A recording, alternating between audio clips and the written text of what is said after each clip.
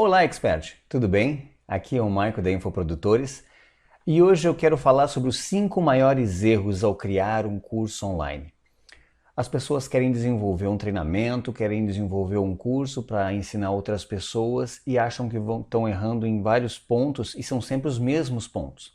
Então eu fiz uma análise e descobri onde é que as pessoas mais erram. Eu estudo sobre cursos online há mais de 5 anos e a minha formação é da docência, então mais ou menos os erros são os mesmos e eu decidi encontrar esses erros e traçar ideias para corrigir esses 5 erros. Vamos lá então?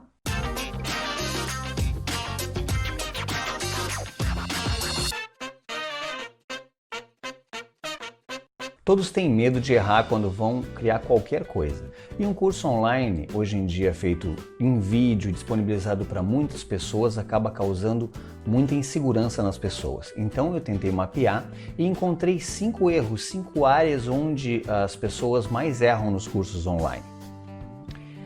Em primeiro lugar, não conhecer o seu público.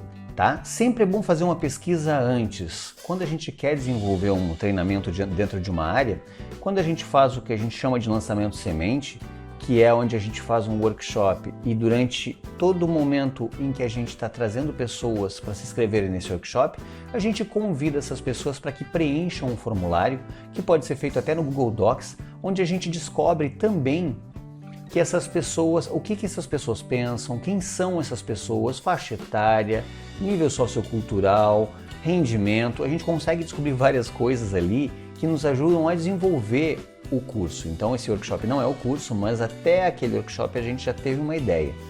E não precisa desenvolver o curso totalmente, isso aí eu vou tratar em outro momento, mas a gente pode simplesmente fazer os primeiros módulos e já seguir desenvolvendo, que é muito melhor porque as pessoas acabam tendo um curso sob medida para as necessidades dela.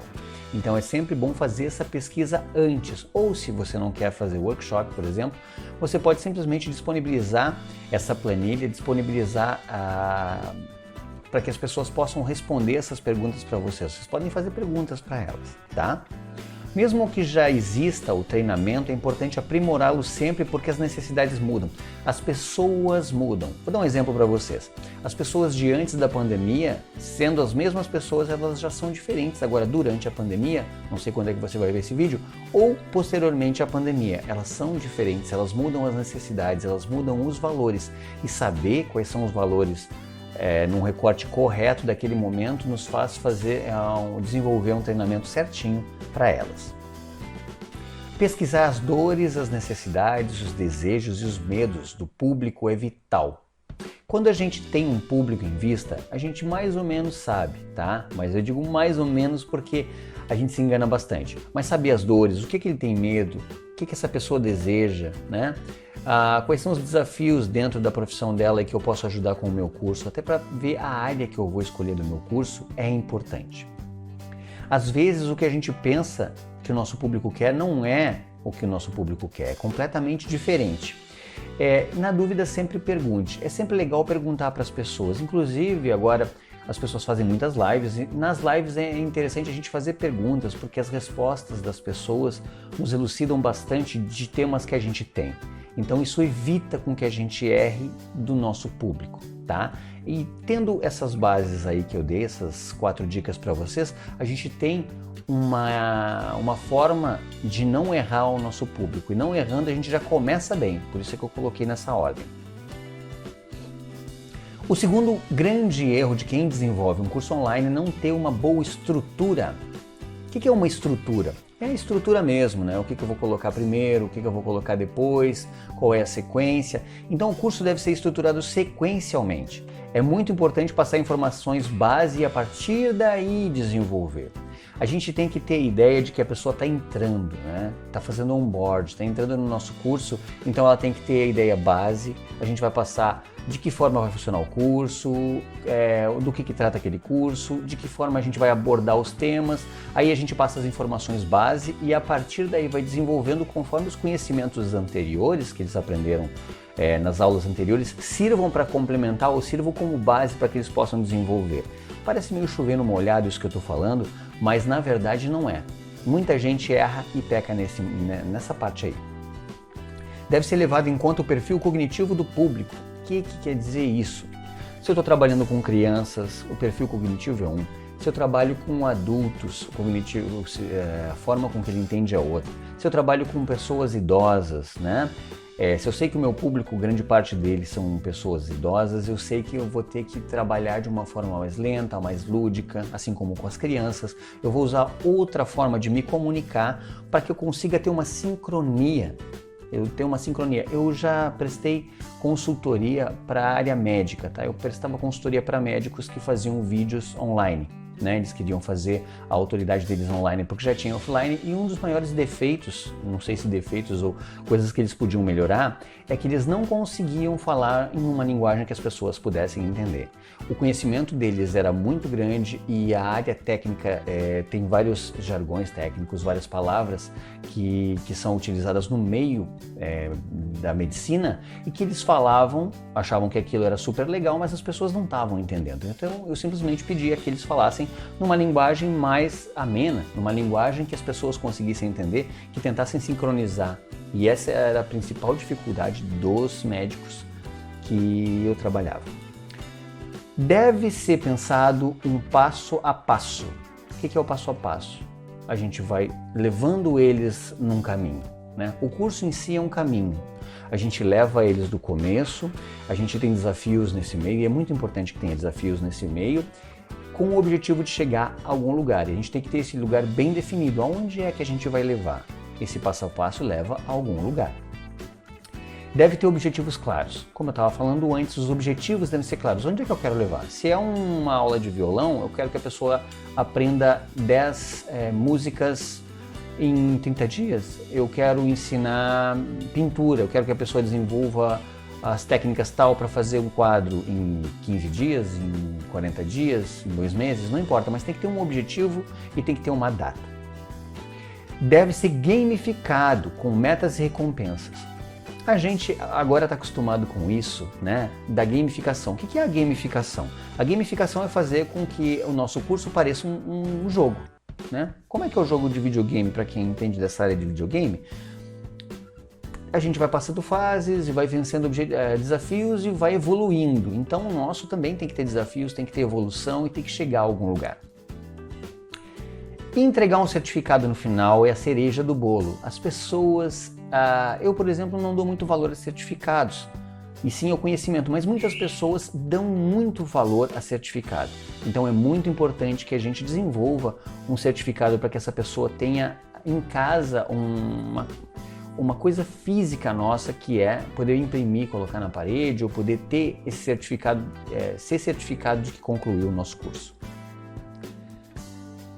O terceiro grande erro é não ter um bom suporte. As pessoas não dão um valor suficiente ao suporte. E a gente vai tratar dos assuntos, depois eu vou fazer outro vídeo mais completo com relação ao suporte, mas é importante que a gente já saiba que suporte é custo e ele deve ser previsto, tá? Quando as pessoas entram, se a gente tem 10, se a gente tem 50, se a gente tem 100 alunos, esses 100 alunos podem precisar. Então o suporte é muito importante.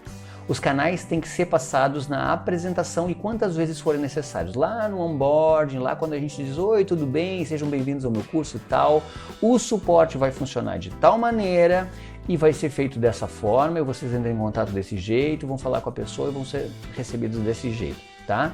O procedimento tem que ser deixado bem claro para que eles possam entender. Pode ser via WhatsApp, pode ser via chat, pode ser CRM, mas o que eu acho melhor e mais barato é via e-mail. Por quê? Porque em e-mail a gente tem um controle ali de o que a gente fez por aquele aluno, se a gente atendeu, o que a gente escreveu para ele, vai ficando um em cima do outro ali, a gente vai controlando o que já foi feito e outras perguntas que eles foram feitos. Fica um histórico ali e é gratuito, então a gente pode colocar o e-mail. A melhor forma de fazer um suporte funcionar bem é explicar no próprio curso o máximo possível para diminuir o tráfego do suporte. O combinado não sai caro. Tudo que a gente combinar na entrada, por exemplo, pessoal, vamos combinar assim, ó, tal coisa, a gente vai fazer assim, assim, assado, vocês postem aqui, as avaliações são feitas ali, tudo pormenorizado. Pode parecer meio exagerado, mas não é. Isso é muito importante. Quanto mais detalhes nós passarmos para os nossos alunos na entrada, lá no onboard, lá quando eles entraram, melhor é e menos trabalho vai dar para a gente posteriormente, tá bem? A pessoa ou pessoas que vão prestar o suporte tem que entender do produto e gostar de conversar e servir. Ah, isso é óbvio. Não, não é óbvio. Às vezes a gente coloca alguém para fazer suporte e a pessoa não tem muita comunicação ou não tem paciência ou principalmente não conhece o nosso curso. O interessante é que seja alguém que conheça o nosso curso, que conheça a nossa área e que goste de conversar, que goste de tirar dúvidas, que goste de fazer a diferença na vida daquelas pessoas para facilitar a vida dos nossos alunos. Essa é a diferença entre o sucesso e o fracasso de um curso online, tá? Prestem atenção. O suporte é a diferença entre o fracasso e o sucesso de um curso online. Se as pessoas forem bem atendidas, elas podem estar completamente irritadas, muito irritadas, mas elas acabam entendendo o que aconteceu se a gente tiver uma boa explicação para dar.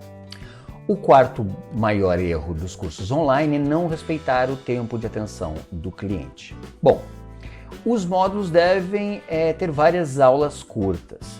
Não sei se vocês sabem, mas o stand de atenção das pessoas no começo do século era de 50 minutos. É por isso que os períodos das escolas até hoje são de 50 minutos. Foi feita uma pesquisa por psicopedagogos e outras áreas e descobriram que 50 minutos era o que um aluno conseguia manter a atenção, isso no começo do século. Há alguns anos atrás foi feita essa mesma pesquisa de novo e se descobriu que os alunos, as crianças, conseguem manter a atenção por 6 minutos em média. Então, qual é a ideia que eu dou? Não excedam 10 minutos por aula, tá? Não excedam 10 minutos por aula. Ah, mas o meu conteúdo é mais denso? Perfeito, a gente divide ele em várias aulas, isso é muito importante. Dividir em várias aulas. Por quê? Porque as pessoas acabam sentindo que estão conseguindo assimilar aquilo. Então, de 6 a 10 minutos a aula. Tá bem? Essa é uma ideia que eu dou. Se a aula for muito extensa e complexa, e acontece às vezes, a gente distribui, por exemplo, pode ser um módulo do tema que é complexo, a gente pode dividir em 5 aulas. Então, 5 aulas de 10 minutos é aquele módulo. É até melhor porque ficam mais módulos, é mais dividido e a gente consegue criar mais material também. Sempre use a apresentação, a antecipação e a síntese. Oi, tudo bem? Nós estamos no curso tal e nós vamos trabalhar sobre isso, isso, isso e aquilo, tá? É legal e aí a gente dá todo o conteúdo lá no final. Bom, então a gente trabalhou sobre isso, isso e aquilo e agora nós vamos descobrir como fazer isso, isso e aquilo na próxima aula. A gente se vê lá, muito obrigado. Então o que eu fiz? Eu fiz a antecipação, né? Oi, tudo bem? Eu sou fulano de tal e agora nós vamos continuar no módulo tal, falando sobre tal coisa. E lá no final eu fiz a apresentação e lá no final eu fiz a antecipação do que vai vir depois, que é a próxima aula daquele módulo. Isso é muito legal porque as pessoas acabam se situando. Não colocar números nas aulas também. Aqui não diz, mas eu vou dizer para vocês. Não coloquem, porque agora a aula 5 desse módulo. Oi, tudo bem? Estamos na aula 5. Pode ser a aula 7 de outro módulo, eu posso refazer aquilo. Então só o nome do tema. Tá bem? Seja objetivo e utilize um script com tópicos. Isso que eu estou fazendo aqui, ó, se vocês forem ver, é um script com tópicos. Eu tenho tópicos aqui para poder ter ideia do que eu vou conversar e a partir daí eu não divago, porque a gente tem a mania, o costume de divagar. Por exemplo, se eu não tivesse isso, eu já saberia o que falar, mas eu poderia esticar mais, eu poderia estender mais, eu poderia ficar mais redundante ainda. Então é legal a gente ter um script com tópicos, tá? Aulas longas criam uma sensação de que não estamos sendo produtivos. Não sei se já aconteceu com vocês, mas às vezes um curso tem uma aula de 1 hora. Se ele tivesse dividido aquela aula em 6 aulas de 10 minutos, a pessoa teria dito assim, nossa, já passei por 6 aulas, olha o que eu já desenvolvi. Mas ele fez tudo em 1 hora só e a pessoa diz, nossa, que aula bem chata, parece que não acaba mais. Então eu tenho aquela ideia, não sei se acontece com vocês, mas eu tenho aquela ideia de que isso acontece, tá? Então sempre façam dessa maneira.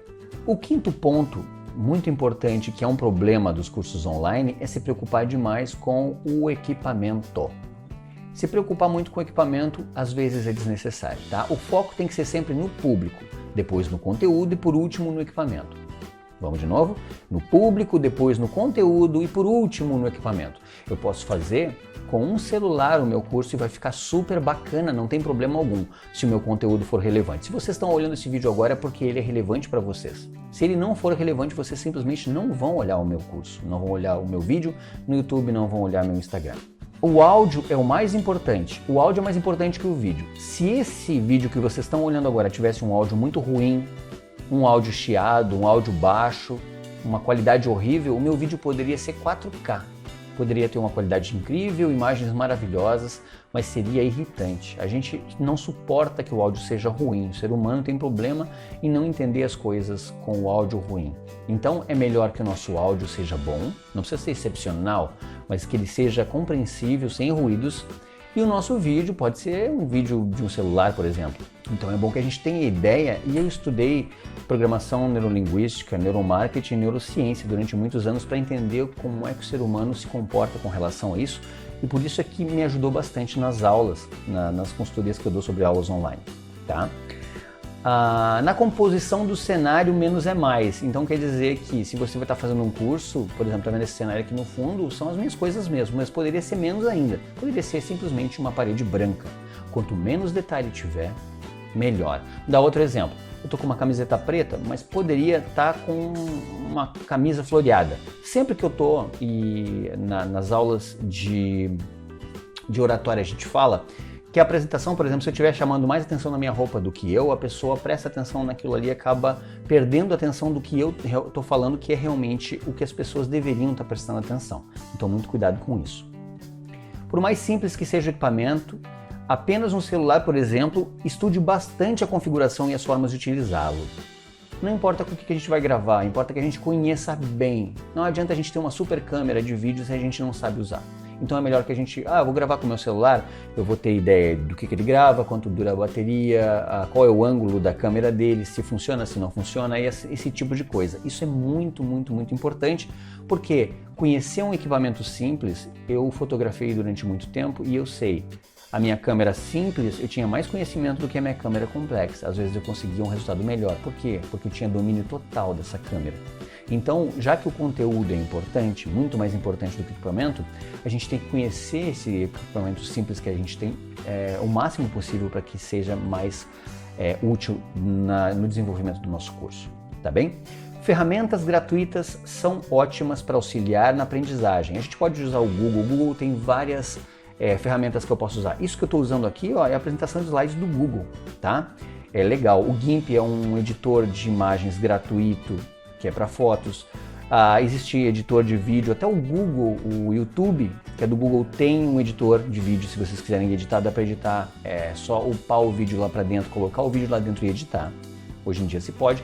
E o OBS, caso eu queira fazer uma transmissão ao vivo, eu posso fazer pelo OBS. Tudo isso para que vocês tenham uma ideia de que existem problemas sim, existem gargalos para se fazer um curso online, mas eu tentei da melhor maneira possível que eu encontrei, encontrar esses erros e propor ideias, tá bem? Se vocês conhecem alguém que quer desenvolver um curso online, se vocês conhecem alguém que é um expert e quer criar um treinamento, manda esse vídeo, curte e compartilha por aí.